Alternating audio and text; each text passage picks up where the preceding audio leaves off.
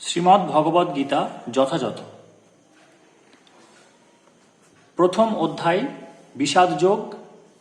ধৃতরাষ্ট্র উবাচ। শ্লোক 1 অর্থাৎ BG 1.1। ধর্মক্ষেত্রে কুরুক্ষেত্রে সমবেত যুযুৎসব মামকা পাণ্ডবাশ্চৈব কিম কুর্বর্ত সঞ্জয়া।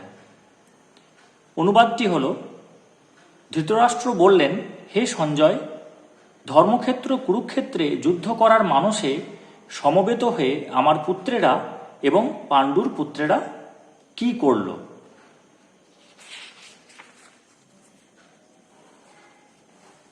যে স্থানে ধর্মীয় আচারসমূহ অনুষ্ঠিত হয় তাকে ধর্মক্ষেত্র বলে। এই ধর্মক্ষেত্র শব্দটি খুবই তাৎপর্যপূর্ণ, কারণ কুরুক্ষেত্রে যুদ্ধক্ষেত্রে ভগবান শ্রীকৃষ্ণ অর্জুনের পক্ষ অবলম্বন করেছিলেন। কৌরবদের পিতা ধৃতরাষ্ট্র তার পুত্রদের চূড়ান্ত জয়ের সম্ভাবনা সম্বন্ধে অত্যন্ত সন্দিগ্ধ ছিলেন। তাই দ্বিধাগ্রস্ত চিত্তে তিনি তার সচিব সঞ্জয়ের কাছে জানতে চাইলেন তারা কি করল। তিনি নিশ্চিত ছিলেন যে তার পুত্রেরা ও তার কনিষ্ঠ ভ্রাতা পাণ্ডুর পুত্রেরা কুরুক্ষেত্রের ভূমিতে যুদ্ধ করবার মানুষেই সমবেত হয়েছে। তবুও তার অনুসন্ধানটি ছিল তাৎপর্যপূর্ণ। তিনি চাননি যে পাণ্ডব ও কৌরবদের মধ্যে কোনো আপোষ মীমাংসা হোক।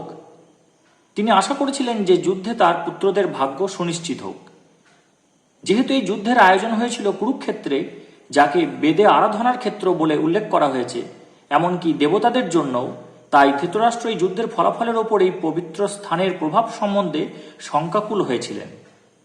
তিনি খুব ভালোভাবে জানতেন যে অর্জুন এবং পাণ্ডুর অন্যান্য পুত্রদের ওপর এই পবিত্র স্থানের মঙ্গলময় প্রভাব পড়বে, কারণ তারা সকলেই ছিলেন অত্যন্ত ধর্মপরায়ণ।